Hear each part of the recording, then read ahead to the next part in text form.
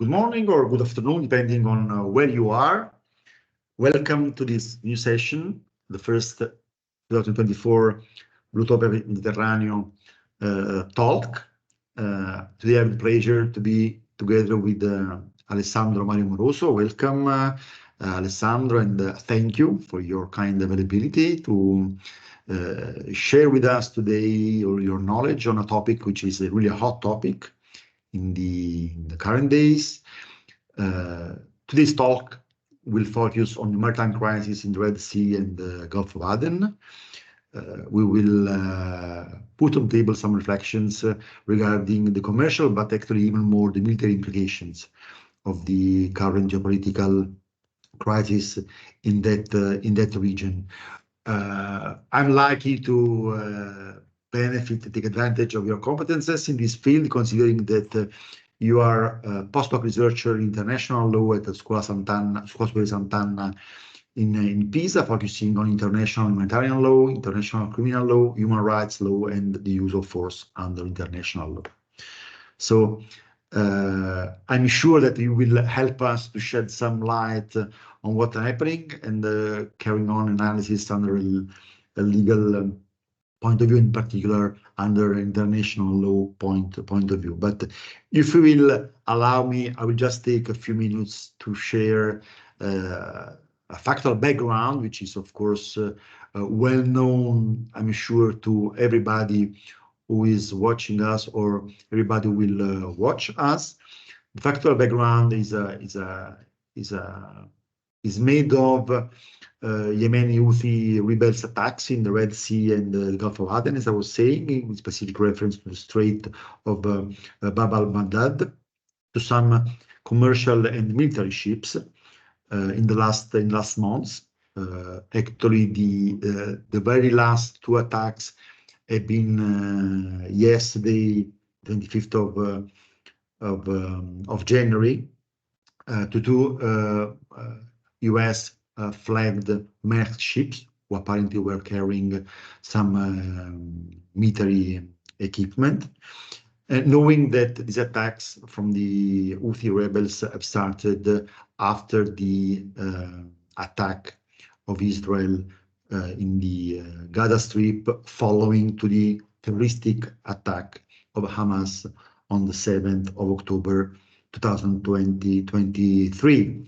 When we talk about attacks to ships, we talk about acts like seizures, inspections, visits,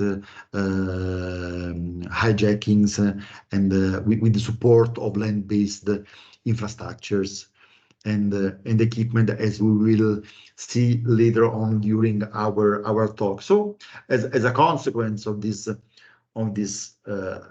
attacks, let's say the commercial shipping has been obliged to take very important and even drastic decisions, meaning to stop the transit through the Suez Canal, which means to reroute via the Cape of Good Hope, which means to take much longer voyages, even a few weeks, compared to the alternative of the transit through the Suez Canal, which means an increase of costs in terms of higher freights and even insurance premium, considering also that there's been an extension of the region considered as a high risk region according to the War Risk Committee. So also in terms of insurance costs, there have been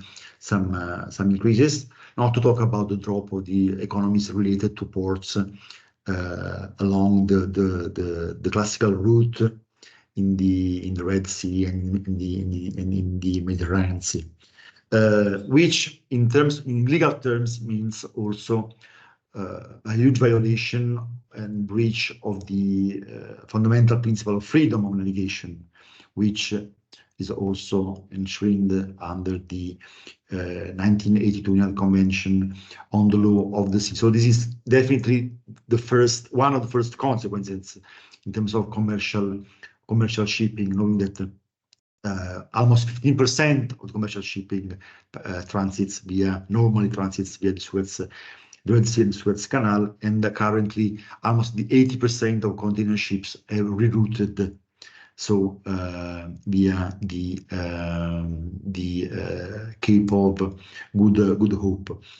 But this is one of the first factual consequences. Then there is another level of analysis, which is the meaning, in legal terms, of the attack to the commercial and military ships.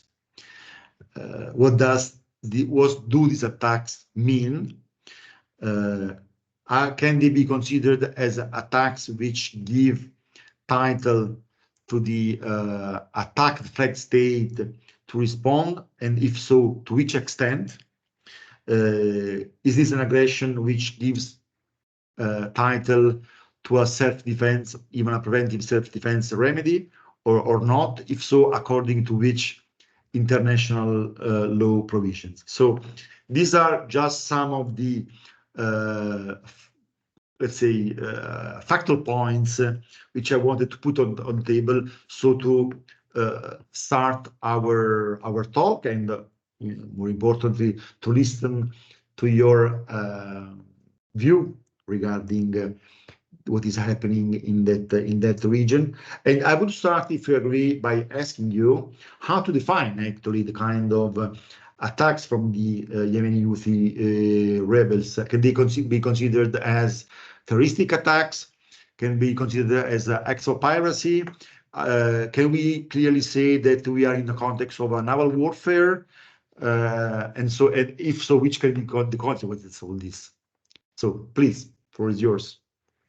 Well, first, thank you very much, Andrea, for inviting me to this forum. It's always a pleasure being with you and discussing these topics, especially when it's such a crucial matter that it's currently affecting part of decisions in international fora, and it's clearly connected to the disruption of commercial trade through the strait, one of the most important ones for global trade, that is the Bab el-Mandab Strait.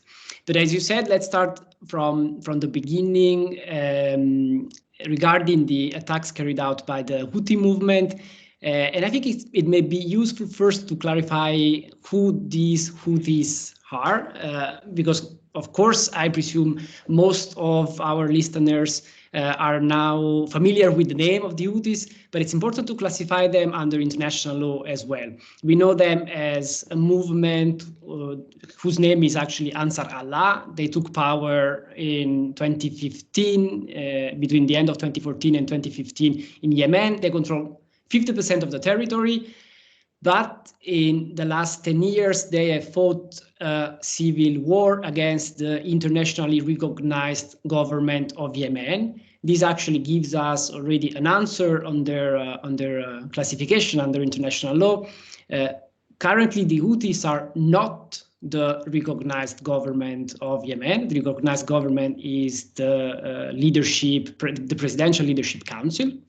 And the Houthis, at least from a legal point of view, they remain a non-state actor. They are not the government of Yemen. And this is crucial then to better apply the international law framework to their actions. I would say, just to answer immediately to your questions, let's set aside some categories that are not helpful. For example, the one of piracy, to classify their attacks. Here, clearly, piracy does not apply because, as we know, under the United Nations Convention on the Law of the Sea, the Montego Bay Convention, piracy requires private ends. The Houthis clearly are not carrying out their attacks for economic purposes, for private ends. They're acting out of political beliefs and following and pursuing political aims. So it's not piracy that we are really facing in this case.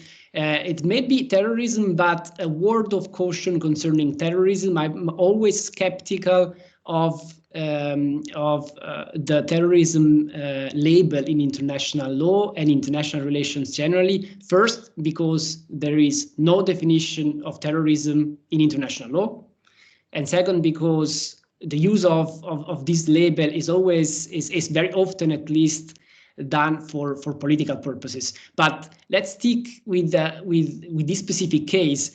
There is at least a sectoral convention on terrorism at sea. It's the SUA Convention, and its protocol is the Convention on the Suppression of Unlawful Acts, and its protocol, the 2005 London Protocol. It does apply to terrorism at sea. The problem is that it has clearly a saving clause, an IHL saving clause, clarifying that this convention, and so the definition of terrorism in this case, does not apply to the acts of armed forces in the context of an armed conflict. So my impression is that this is rather the hypothesis, the case we are facing. This is not really terrorism under the SUA Convention, under the 2005 London Protocol. This is a case of naval warfare, of an armed conflict. And I would add just an additional clarification to this assessment, because I'm mindful that some opinionists or even some scholars might have, might make an attempt to classify the Houthis as the state of Yemen, as the legitimate authority governing Yemen. And this, of course, would then require to assess their attacks under the so-called jus ad bellum, so under the international law on the use of force. Because we said it's not piracy, it's not terrorism, at least not under the SUA Convention.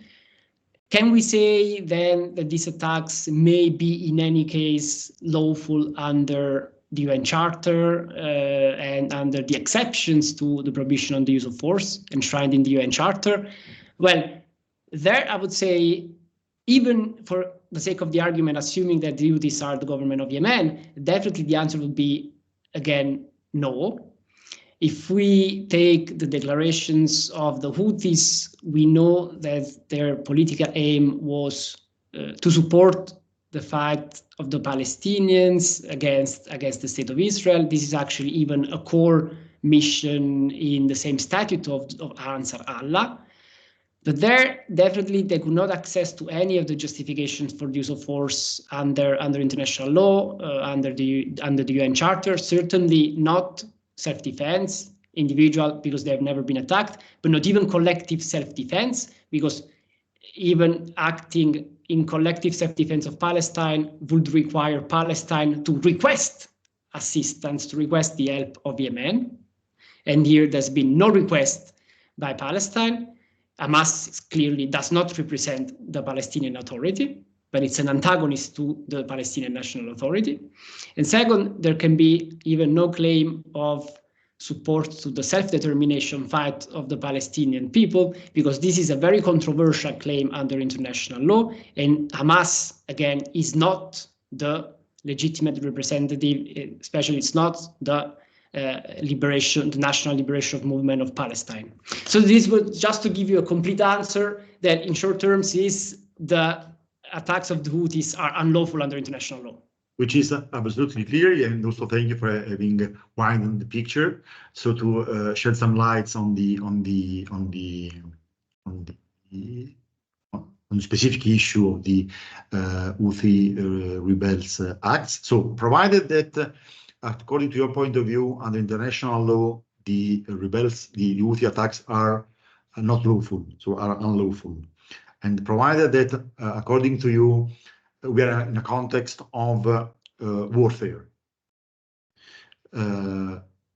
At this point, the question is, what can be done as a reaction, as a countermeasure, so to protect lives, ships, their cargoes, to protect the national interest of the countries attacked or allegedly attacked, to guarantee the principle of freedom of navigation. So which are the remedies and instruments, and who has or should have the hat to carry out and put in place this kind of measures? Can we say that some law enforcement instruments could be sufficient, or being, as you are saying, in the context of a maritime warfare, we should look at other kinds of countermeasures. Knowing, and then I will give you, of course, immediately the floor again. Knowing that currently we already have a coalition led by US and primarily and in the UK, with I think almost 22 warship in the region. I'm talking about the Prosperity Guardian operation, the Operation Prosperity Guardian, and that other possible coalitions are on the political agenda of some European countries. Yeah? So please, Definitely. What's your view on this? Thank you for this challenging question. But I would say we do have already a reaction that was on the higher end of this scale on the use of force, right? It was reaction by the United States and the United Kingdom attacking Houthi forces, in especially missile launch platforms on Yemeni territory, starting on the 11th of January. And what is interesting here is to, again, try to frame these attacks under international law. There has been some narrative, if you listened to or read declarations by the United States administration that concerned, for example, deterrence, the need to deter Houthis from hampering freedom of navigation, or the need to protect civilians, especially to protect, in that case, United States citizens at home and abroad. But these sometimes are declarations made for domestic consumption. There is one place where actually state, or one forum where states are allowed to present their legal justifications for every use of force, and that is by the so-called Article 51 notifications to the United Nations Security Council. In that letter, actually 2 letters filed by the United States and the United Kingdom the day after the first attack, so on the 12th of January, they made clearly the point that their use of force was made in self-defense. There is some relevant distinction to be done between the UK letter and the United States letter, because the UK letter clearly declares to react in self-defense against a Houthi attack on a Navy vessel, on a British Navy vessel, while the United States is less clear. The letter by the United States representative is less clear on that. They said that they're reacting in self-defense against attack to Navy vessels, to US Navy vessels, and to merchant ships. Here, so in a way, as a way, so to interrupt, to protect the principle of freedom of navigation. Also, and I understand this is the additional element. I understand, or not? Exactly. Freedom of navigation is definitely mentioned in the letter, and this opens up many controversies because freedom of navigation as such, and the protection of freedom of navigation, does not justify the use of force in international relations, does not justify attack another state, and cannot integrate a self-defense test. So what matters, even in future responses by the US, the UK, or any state that would be willing to join the coalition, the Prosperity Guardian coalition set up in December, the relevant point will be to continuously assess the necessity and proportionality of the reaction under self-defense, and to be careful on justifying what is defended, because Navy vessels on the high sea that come under attack can clearly be defended under self-defense. It is sometimes it is controversial whether you can also protect your citizens abroad under the Article 51 of the United Nations Charter, so under self-defense. It can be even more controversial whether you can protect your merchant ships under Article 51 of the United Nations Charter. Just to say that these points are blurred in international law. And so what will matter in any case will be to prove that there was an ongoing attack by the Houthis on a Navy ship, or that a Navy ship intervened to protect through, for example, interdiction, a merchant ship, and then had to react in, for example, unit self-defense. Clear. So this, considering the hot topic and and also the risks, which are really of a sort of snowball, which can be triggered by certain approaches, the importance maybe to have, or not maybe, let's say the reflection on to have an operation under international umbrella, so to define a certain mandate scope in a very clear way, it's absolutely of necessity, no? Precisely to try to address these issues and handle situations in the best way. Not to forget that actually, in general, use of force, but you will also in this case shed some lights on these diplomatic efforts, and not let's say before deciding to use force. Let's say there are some other means which should, or routes which should be pursued, such as diplomatic channels. What's your view on this?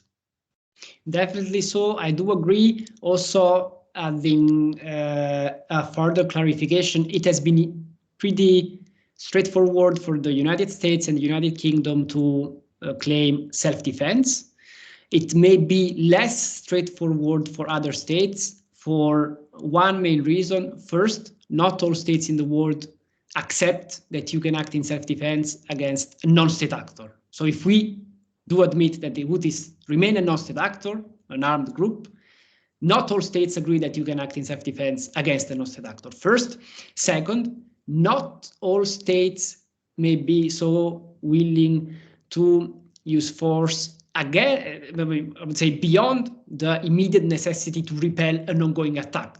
So I can't imagine every state that belong to Prosperity Guardian, including, for example, Italy, to be willing to use force on Yemeni territory to disrupt Houthi military infrastructures, for example. So it would be necessary in that case to clearly define in the mandate what are the limitations on the use of force, so what are the rules of engagement of Navy ships belonging to the mission, and as a result, the authority to use force, which means having a clear basis in international law, but this may be even, as it is done for Atalanta, it may be even EU legal basis, so a legal basis in European Union law.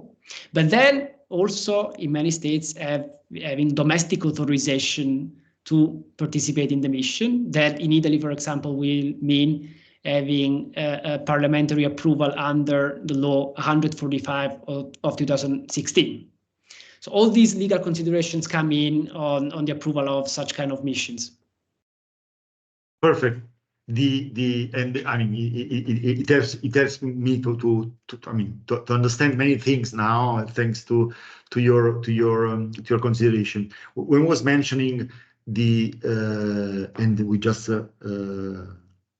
arrived quickly to the conclusion of our talk, when I was mentioning the importance of the diplomatic channel, not only because not only common sense, but also law provides the non-violent measures as the first measures to take, but also because, as you were saying at the beginning, this is the maritime crisis for Aden is an element of a wider picture, which is made of the war in Gaza, basically. So maybe we should step back, or maybe look at picture from above and try to find some solutions really at the roots of the problem, or not? I do agree. In this case, my impression is that definitely the Houthis understand that geography in this moment is their main asset, and so they're taking advantage of their position, of their presence in the Red Sea to affect freedom of navigation. But they are also making very clear that they acted in reaction to what is going on in Gaza. So the easiest way probably to deal with the current threat on navigation in the Red Sea is not continuing to attack Yemeni territory to disrupt military capacity of the Houthi, because this has proved of little effectiveness so far. Exactly. Acting on the diplomatic stage for a de-escalation in Gaza, and so to remove the original justification for the Houthis to carry out their attacks. Thank you for your conclusions. I mean, I personally fully agree, although I'm not an expert of of this kind of these fields of international law. So I've been really happy to listen to you. I'm sure that the considerations shared and the reflections shared will be of help for everyone who wants to listen or watch us. I really hope that there will be another occasion to have you as a guest of the Blutopia Forum. Please feel invited whenever you want, also for any updates on this topic or on any other topic of common interest. So thank you again, and I wish you a very good day. Thank you, Andrea. Thank you.